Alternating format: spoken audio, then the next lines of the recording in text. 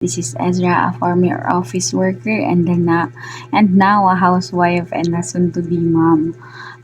Based on my knowledge and experience, I would be glad and thrilled to share with you my learnings about basic computers, mostly usage and softwares, kung paano ino-operate and all. Also having a pregnant brain, the struggling I am facing is forgetfulness and ayokong makalimutan yung mga natutunan ko sa pagtatrabaho o kaya naman kung paano ina-apply o ginagamit yung software na ituturo ko sa inyo. And in order for that, I will document it, all of my learnings and share it with you. And disclaimer lang po, I am a graduate of business ad, major in financial management, and not a teacher of computer. All of my learnings and knowledge about computers na isi-share dito ay computers and also mga softwares ay isi-share ko po sa inyo based on my syempre natutunan ko po sa school tapos na enhance lang po sa pagtatrabaho.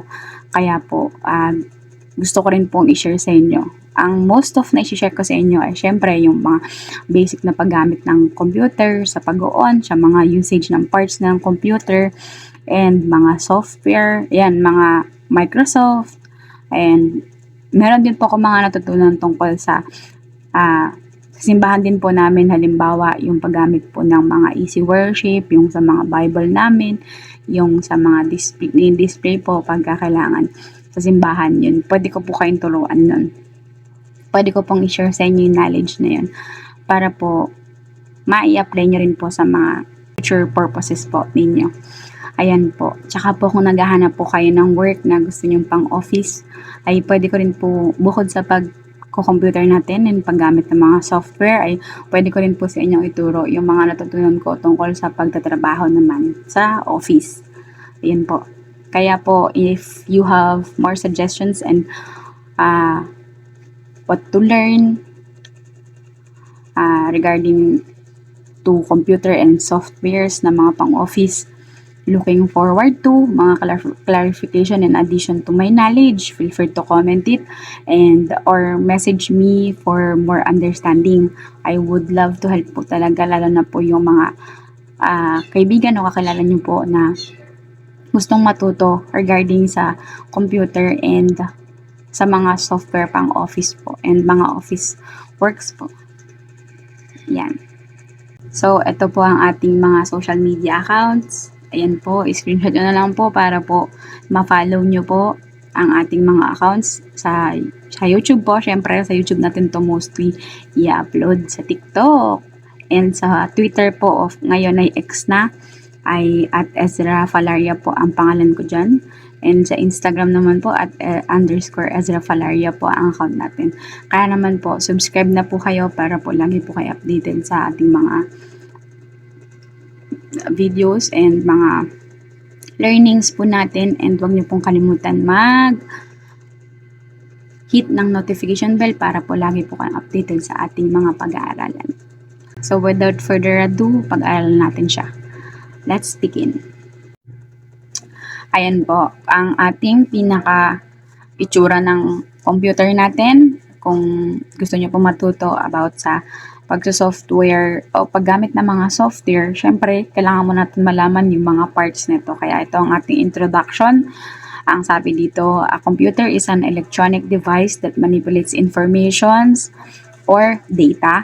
It has the ability to store, retrieve, and process data. Ito po ang pinaka-itsura ng ating desktop computer na tinatawag.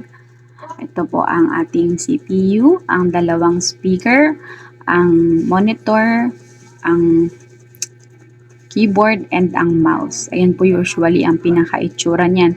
Wala pa po dyan yung ating printer and ang ating AVR na tinatawag. Pero without further ado, syempre, simulan na natin ang pag-aaral tungkol sa computer para po mas marami kayong malaman. Ito po ang first part ng ating computer, ang AVR or ang Automatic Voltage Regulator. O ito yung ginagamit para malesen yung voltage ng ating CPU. Mostly kasi CPU ang sinasaksak dito. Tapos ito po pwedeng monitor. Ayan, tatlong yan po pwedeng saksakan yan. Okay po. Pag ito pong naka-vertical line po, ibig sabihin po naka-on po yan. And mag-red po ito. Lagi lang po nakapula to dapat. Hindi po pwedeng humina, hindi po pwedeng lumakas. Ganito po ang kulay niyan. Ang itsura niyan. Ayan. Mahina lang po yun kasi tinip ko, nasisilaw ako. Pero ayan ang pinakakulay niyan. Pula dapat, na matingkad na matingkad. Siyempre ilaw yan. Tapos ito yung likod niyang itsura. Tatlong saksakan din yan. Tapos ito may fuse pa dito. Ibinabawas yung mga ampere at ayan. Kaya negative 5 ampere na nakalagay dyan. Ay, hindi ko na to ginagalaw. Hindi ko alam kung paano gagalawin to. Kaya hindi ko ginagalaw yan. Kasi usually naman pag pumasok ka rin sa trabaho, halimbawa nakapasok ka sa trabaho, sa office, wag mo na lang galawin to.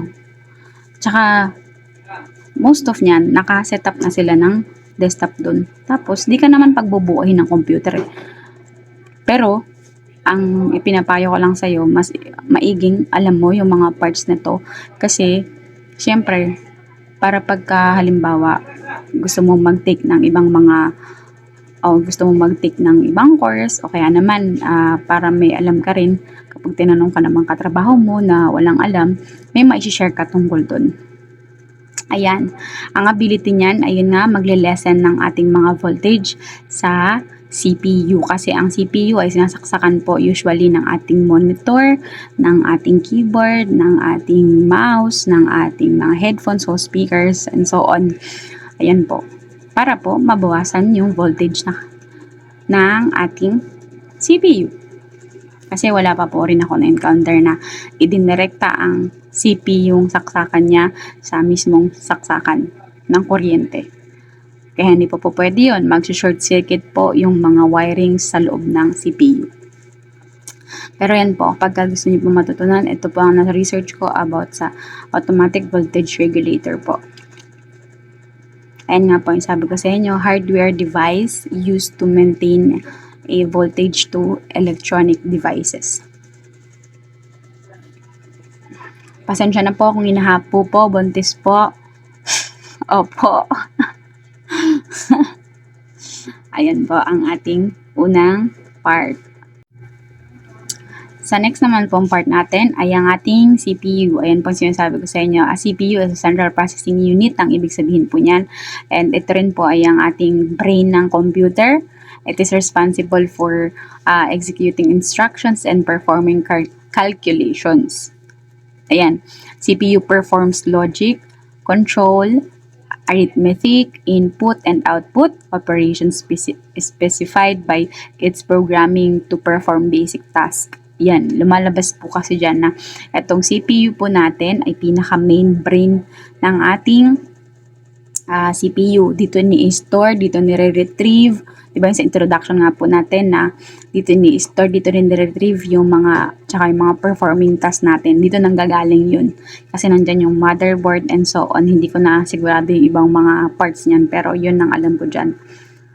Yan, ito po ang ating pinakaharap na CPU na model ngayon. Pero most of po, nag-iiba po yan.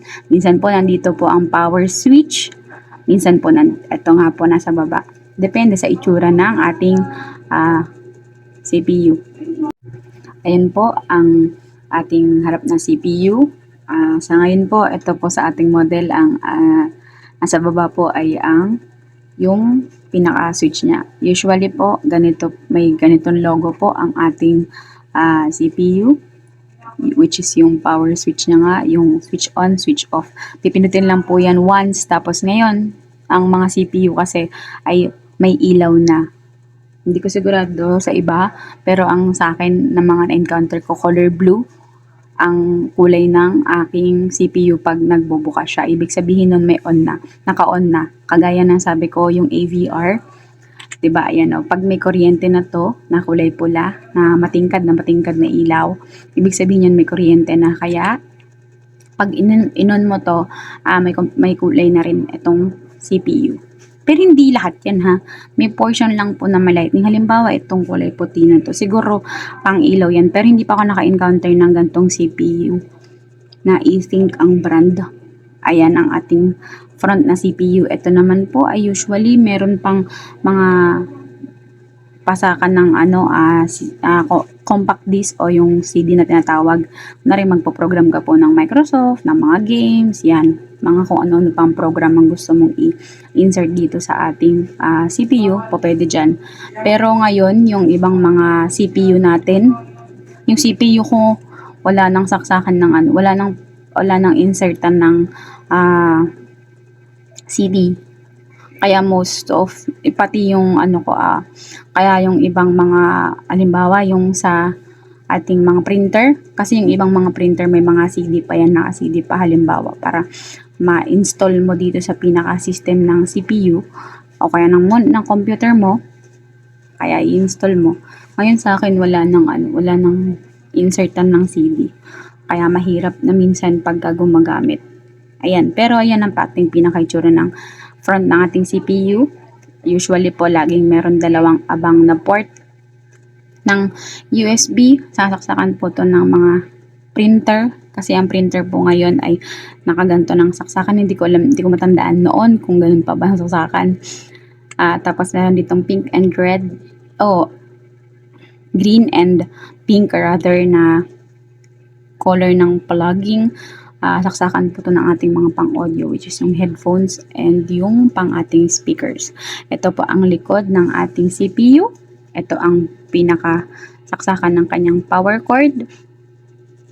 Ayan, mga blowers and exhaust fan para hindi mag-overheat ang ating computer. Pero hanggat maaari, 8 hours lang siya ginagamit para nakakapagpahinga talaga siya. Ayan, may ito, plugging to ng usually meron ditong saksakan ng pang monitor talaga. Hindi ko sigurado kung anong tawag dito sa itsura ng plug na to. Pero ang na-encounter ko ay ang pa VGA and ang pang HDMI. Itong computer na ginagamit ko ngayon ay naka HDMI na siya. Pero ang dati kong na-encounter ay yung VGA na tinatawag. Ayan ang ating mga saksakan. Dito sinasaksakan dyan. Pag may color blue, tapos parang pa-hexagon ba tawag dun? Pag ganun, no? Ganun, ganun, ganun, ganun, ganun, ganun. May tsura. Parang bahay. May tsura. Pero pag ganyan, makita nyo naman yun kung kasya yung pang-wired na wifi, sinasaksakan din po dito. Tapos, syempre, may 4 na pang-saksak ulit na pang-USB. Tapos, kung ano pang pwedeng isaksak din. Ayan, kaya sabi ko sa inyo, kailangan talaga ng AVR para pag sinaksakan dito sa CPU, pag isinaksak natin tong CPU papunta sa AVR, magle-lessen yung mga voltage na pinasok dito sa CPU para, syempre, hindi mag-short circuit nga ang ating computer. Next, we have monitor. Ayan. Sabi dito, ang monitor daw ay output device that displays information in pictorial or textual form. Siyempre, ayan, itong kaharap natin ngayon ay monitor lang po to. In-input ko lang dito para makita nyo. Ayan ang pinaka-monitor natin. Ang dati po na monitor ay yung may likod pa na tinatawag. Pero usually, dahil sa innovation po ng ating technology, ayan na po ang ating monitor ngayon, flat screen na siya. Ganito ang usual na itsura ng monitor. Pero ngayon, meron ng mga pa-curve, meron ng mga sinlaki ng TV kasi ang smart TV po ay ginagamit na rin minsan sa, kung may saksakan siya ng pang VGA or pang HDMI, ay po pwede na rin po siyang saksakan ng ating computer para maging saksakan ng CPU. Basta pang computer po, pwede na yan. Sa amin po, sa simbahan po ng Faith to Jesus Family Ministry o ng DDU May Kawayan po ay ginagamitan na po ng meron kaming monitor ng TV or ng smart TV para sa wider view. Ayan, syempre, ang monitor ginagamit sa pang-gaming, sa pang-business use o yung sa mga ginagamitan ng ating software o yung sa application nga po, yung sasabi ko sa inyo sa mga MS Excel, o MS ibig sabihin po niyan Microsoft Microsoft Excel, PowerPoint, Word, ayan, pwede natin gamitin yan dyan. Siyempre, para makita mo yung mga dinedata entry mo, yung mga pinapasok mo, yung mga ini-input mo, yan ang pinaka makikita mo dyan. Siyempre, pag web browsing, ang web browsing, yun yung mag-search ka, yan. And ngayon, nowadays, it is used for entertainment. Ginagamit na rin siya for entertainment nga po na okay lang mapalitan ng monitor, wag lang ang CPU kasi ang CPU nga po ay ginagamit pang store ng mga files and documents, mga ganon and all.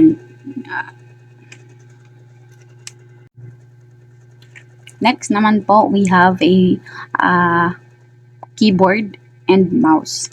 Mouse po muna tayo. Sa mouse is a hand-operated pointing device. When you move the mouse on your desktop, the mouse pointer on the screen mimics its movement. Halimbawa, ayan o, yung color blue na yan, ginagalaw ko po yung mouse.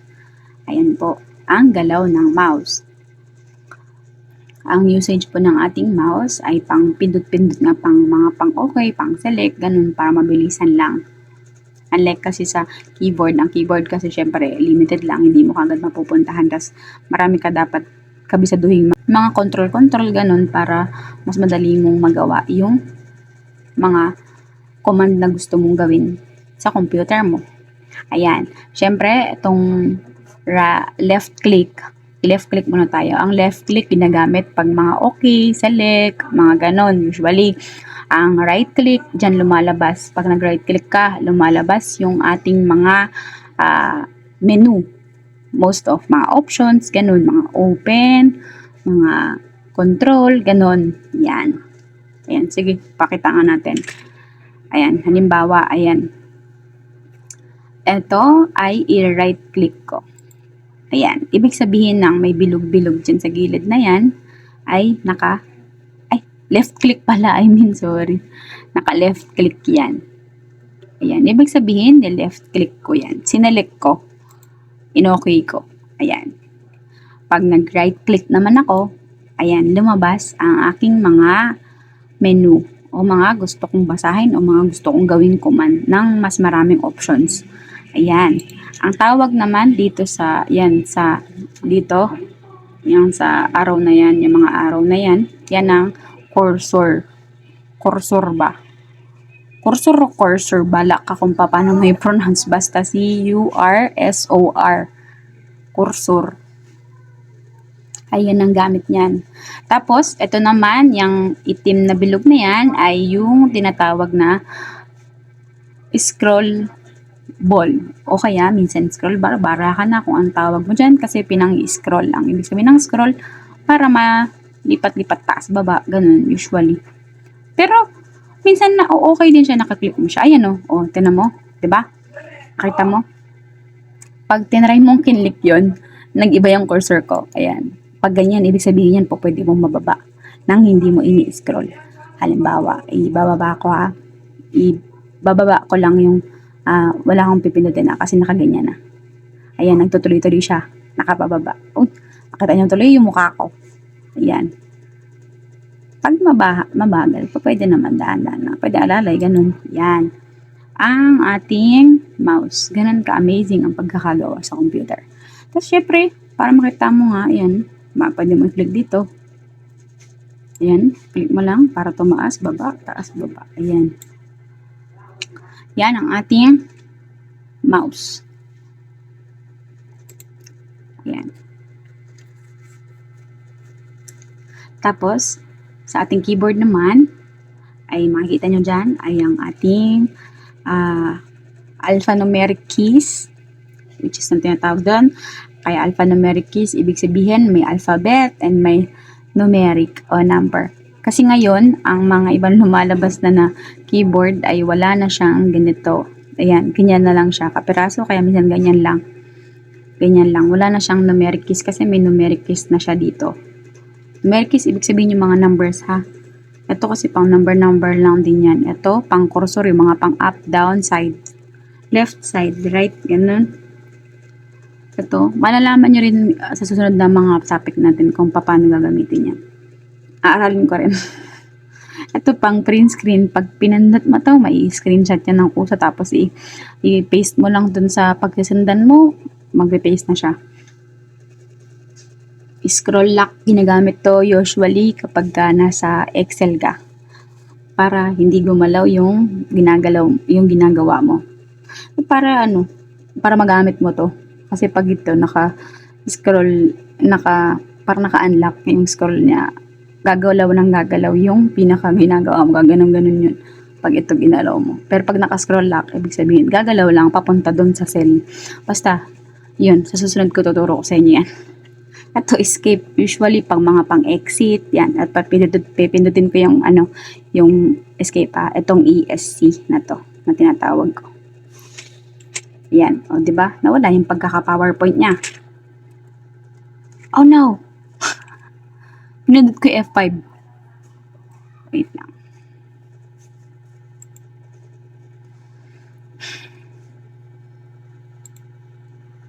Ayan. Basta yan na yan.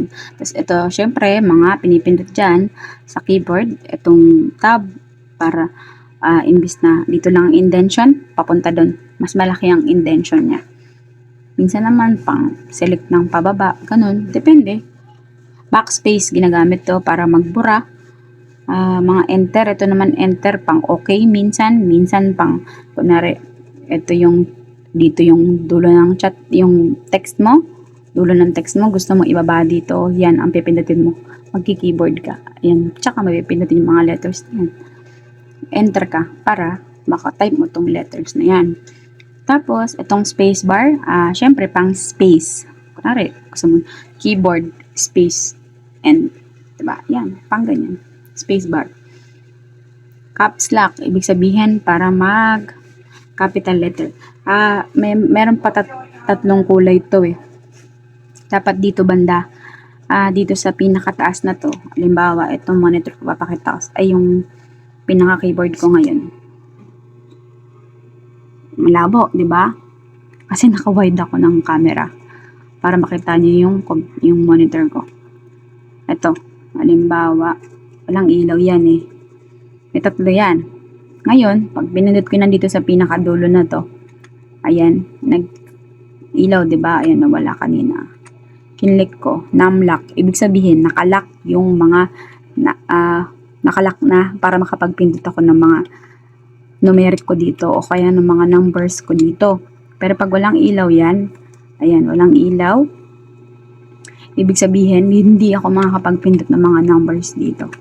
Kaya dapat may ilaw siya dyan, tapos yung dito sa may gitna niya, kapag pinindot mo naman yung caps lock, tingnan nyo, o diba, ang ilaw dito banda. O, patayin ko ulit. Yan. Ibig sabihin yan, naka lowercase ako. Pero pag ganyan, uppercase ang gamit ko yan. Uppercase, ibig sabihin mga capital letter, ganun.